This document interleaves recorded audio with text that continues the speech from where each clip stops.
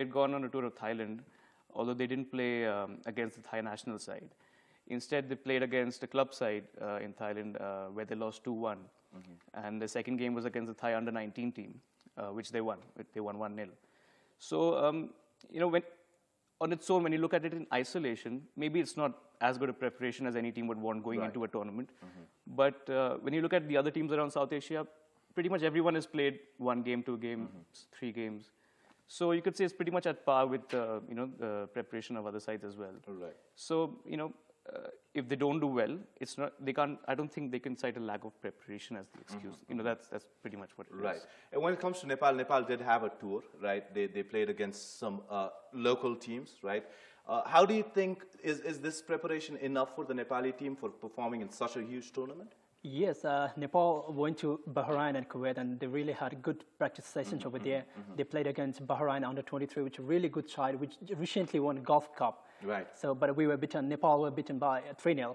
But then after they played like some club level teams, which I don't think that's the same strength with the national side, but it's a club level side. But you know, coming to Kuwait, they played against some club side, and even with the Kuwait under-20 side. So they were below strength, I mean, in comparison with the national level side. But yes, because Nepal national team players were, you know, they had a very good sessions over there, playing enough matches.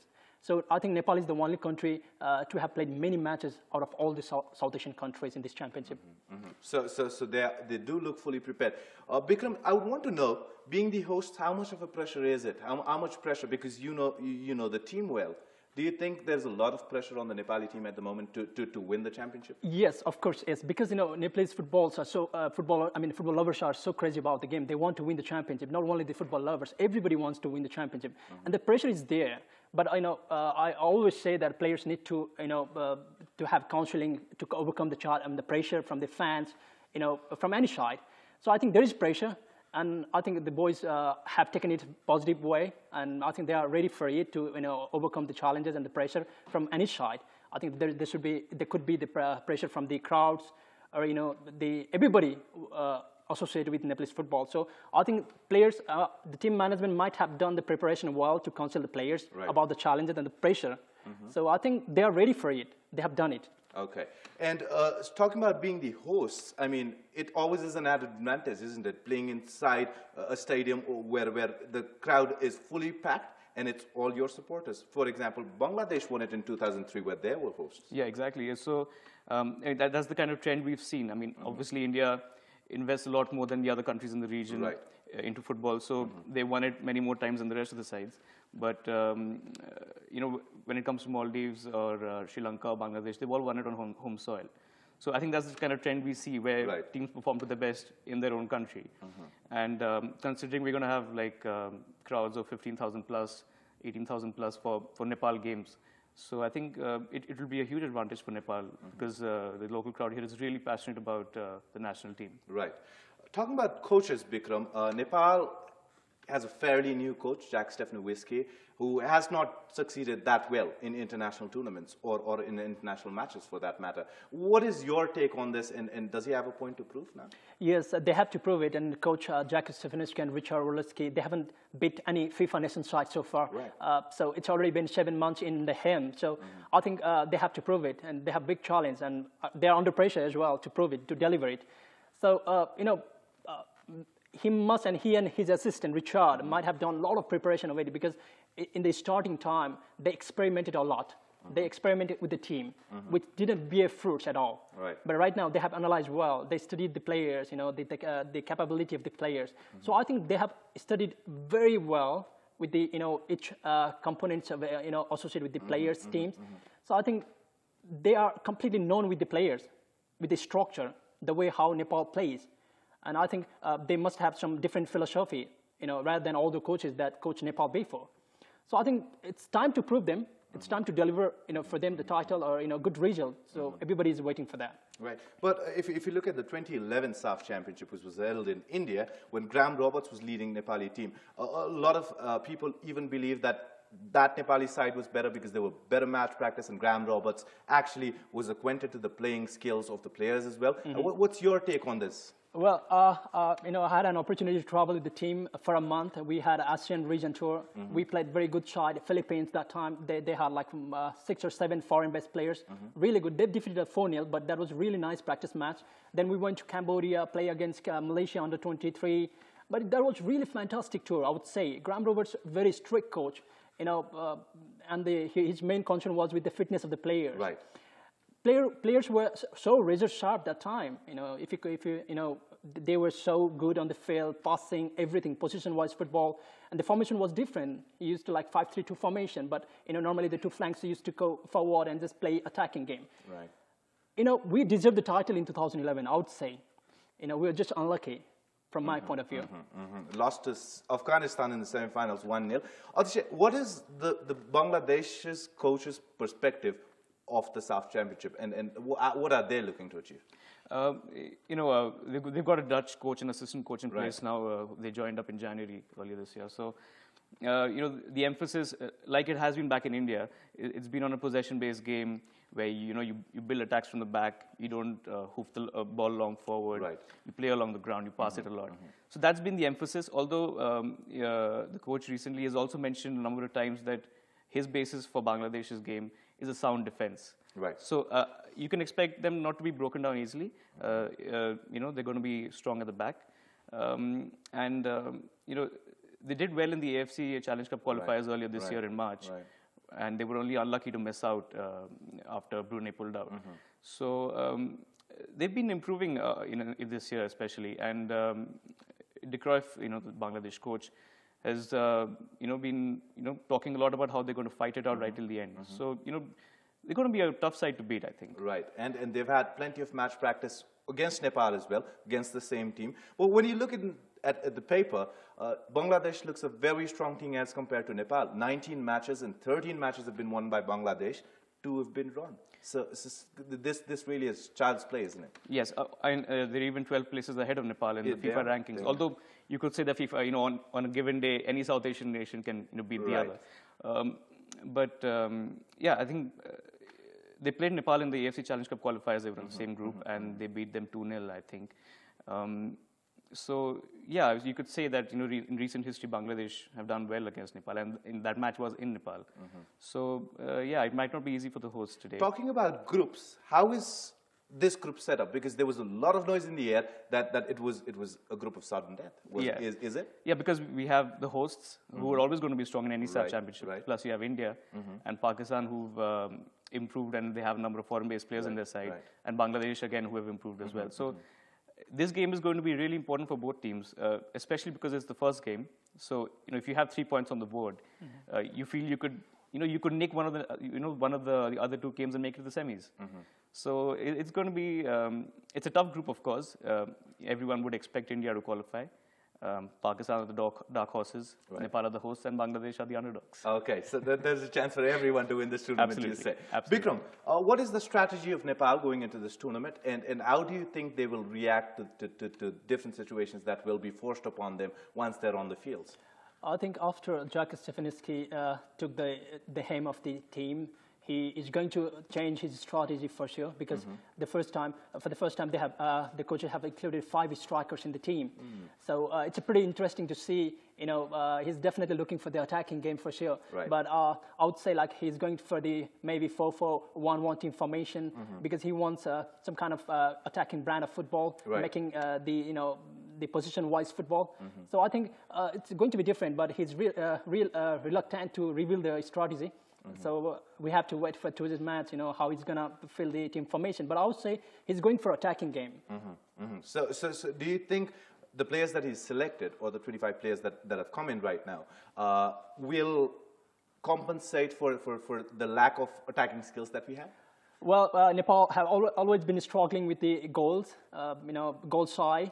So this time, it's a pretty same squad with the same strikers, Anil Gurung, Juman Rai, Santosh Saukal in the front line. The only new player that we have is a football prodigy, Bimal Gharti Magar. So he's a really outstanding player. I would say best youth player in South Asia.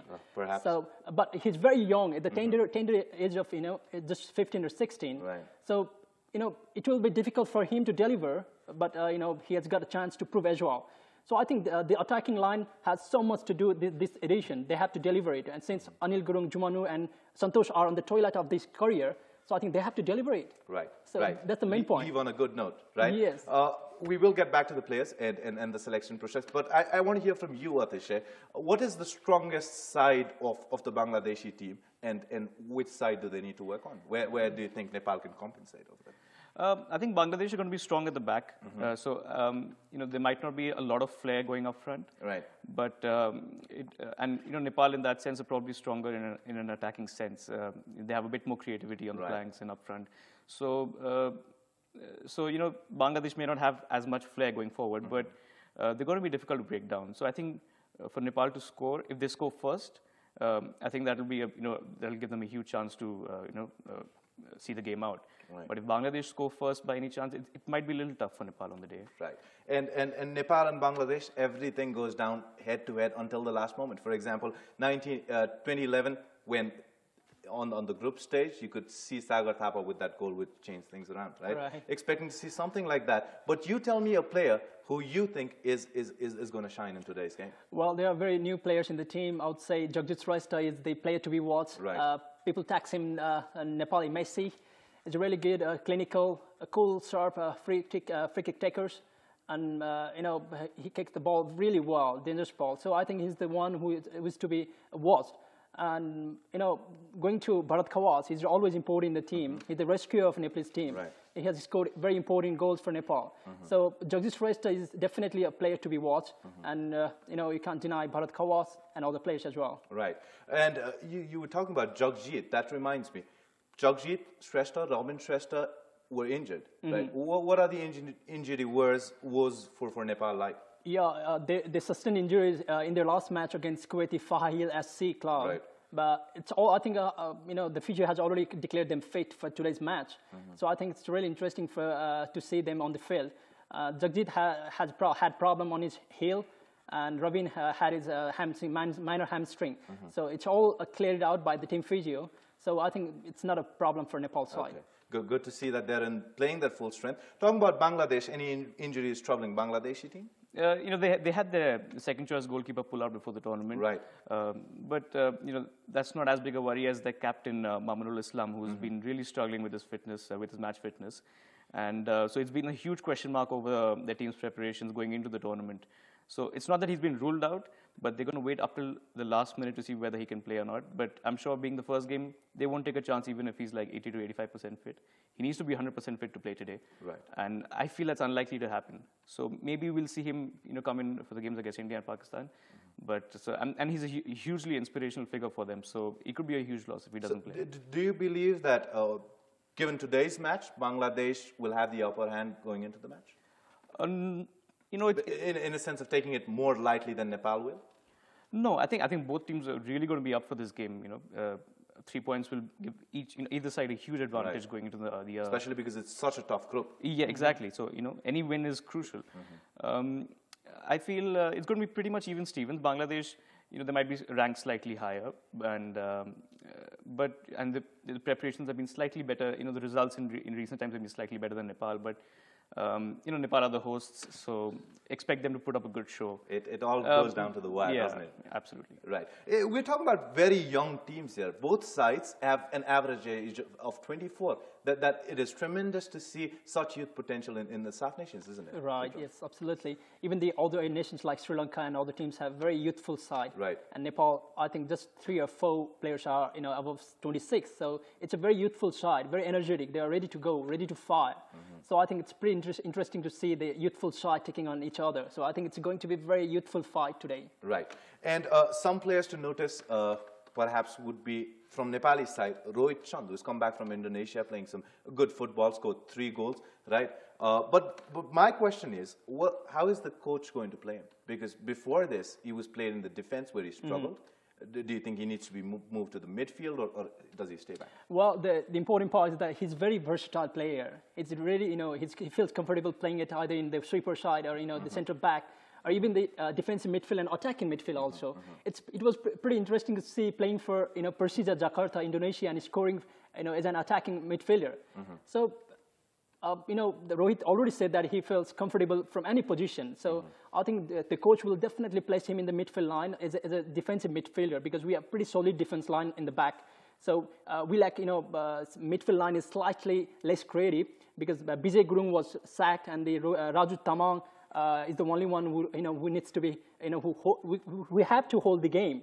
Bikram Lama is the new guy. So there is no Nirajan Khadka, experienced veteran midfielder also. We have a very new player, Prakash Budathoki and Tanka Basnet. So they are new players. They don't have much experience of international football. So it is interesting to see new creative midfielders in the team. So, rightly you said, we'll get back to the Bijay Gurung controversy, if you may. Jamal Bhuyan, this is a name that strikes Bangladeshi football pretty frequently. What can you tell us about it? So he's a young player, and the interesting thing about him is the only player in the Bangladesh squad who's based out of Bangladesh. Okay. So he plays for Denmark's side, Hellerup, and so as has been the strategy recently with South Asian teams, to become better footballing sides, they're looking at players of South Asian origin, living in Europe or abroad, who've been trained abroad, and bring them to the national side and improve the team. We've seen that with Pakistan as well. Only India doesn't do it because of the passport issue. So similarly, the Bangladesh coach was looking at a number of foreign-based players. I think around 5 players were called up to the preparatory camp, and the coach had a look at them. But I think only Jamal Bhuyan has managed to make it to the final squad. So he's a young player based out of Denmark and plays in midfield. He could give them an interesting edge, so it's really, but then he's not really played with the national team before, so it's about acclimatizing, adjusting to your new teammates, adjusting to a different level. He might be used to a different kind of play, a different kind of football in Denmark, but to play with the Bangladesh national team in Nepal at the SAFF championships is going to be a different ball game altogether. We have to see how he copes with it. But talking about the forward line of Nepal, which has always been a worry, the inability to score goals has made millions of fans cry. And you've got Santosh Saukala there, you've got Jumanu Rai there, and you've got Anil Gurung, who are more experienced campaigners, right? And all of them have failed. What are the expectations out of them in this tournament? The problem is that we don't have enough players to replace them. There are not enough pool of players, the strikers, clinical strikers, who can replace them. The coaches did try the best to select new players, but we have Busalwa, the coaches they are not side. So ultimately, Jumanu Rai, Santosh, Anil, the one positive side of the coach,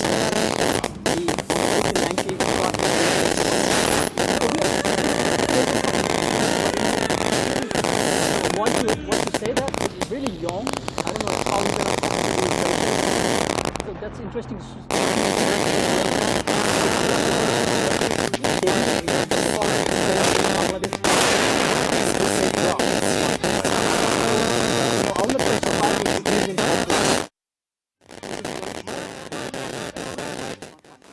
Exactly, 1997, born 15 years of age, does have a point, and that too in front of a huge crowd. Now, talking about Bharat Kawasi, it's been a true revelation for the Nepali team, hasn't he? And but sadly, he was not excused for the practice matches held in East Asia, and also he's not been in the closed camp for a long time. Well, he's undergoing cadet course, Nepal Army second lieutenant, so he didn't get time to travel with the team, even train with the team. Right.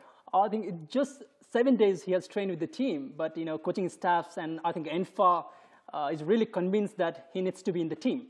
He's really a good player. You can't deny that. You can't raise question on his capability. He's a really good player. Savior of Nepal national team. He has always scored important goals.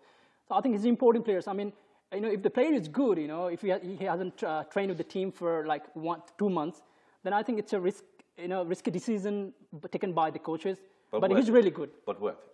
Right. So Atisha, let's come back to the Bangladeshi lineup now. We don't have the playing 11 as of yet, but looking at the forwards, and they've had some experienced campaigners here in Nepal too. Zahid Hassan Ameli, Shaqat Hossain Roni, and Tokli Sehmat have all done pretty well in Nepal. Exactly. Zahid is an experienced campaigner. He's been around the national side for a while now.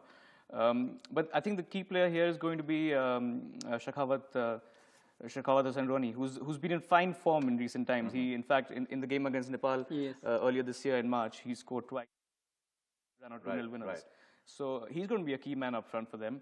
And Toklis Ahmed is a young guy, he's been marked out by the coach as one to watch out for as well.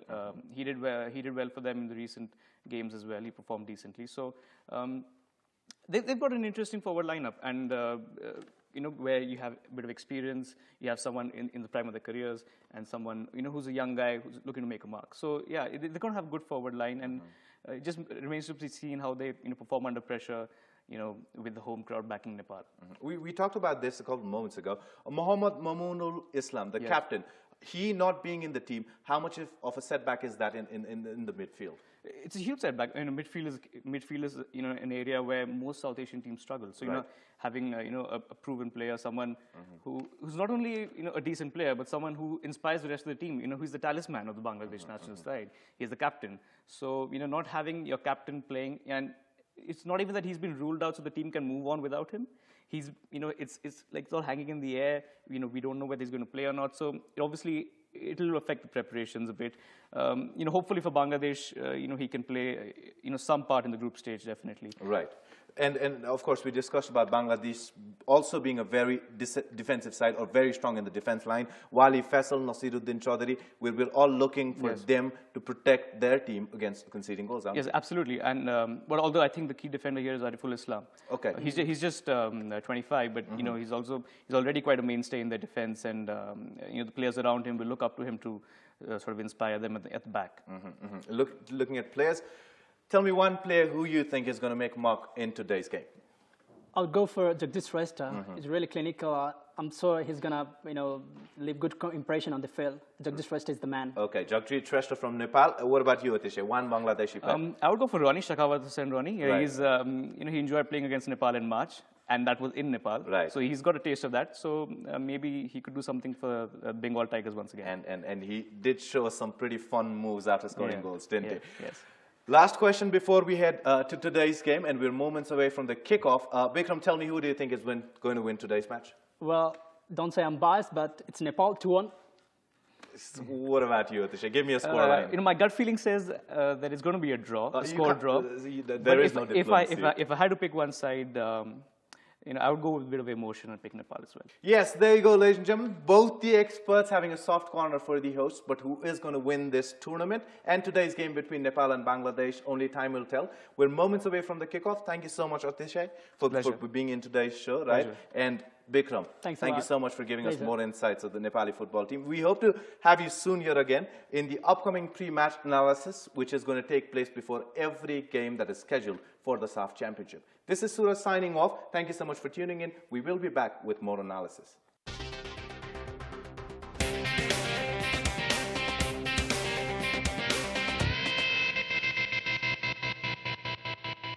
Main sponsor IME गर्नुहोस् SLC मा रमाउनुहोस् Samsung smartphone powered by Suzuki Way of Life CG Motocorp brought to you by Shikhar Shu कमालको style Indica Herbals hair color कपाल सुरक्षित रहन्छ colour टिकी रहन्छ Nepal Telecom राष्ट्रको सञ्चार promoted by Nepal Tourism Board in association with Key Advertising.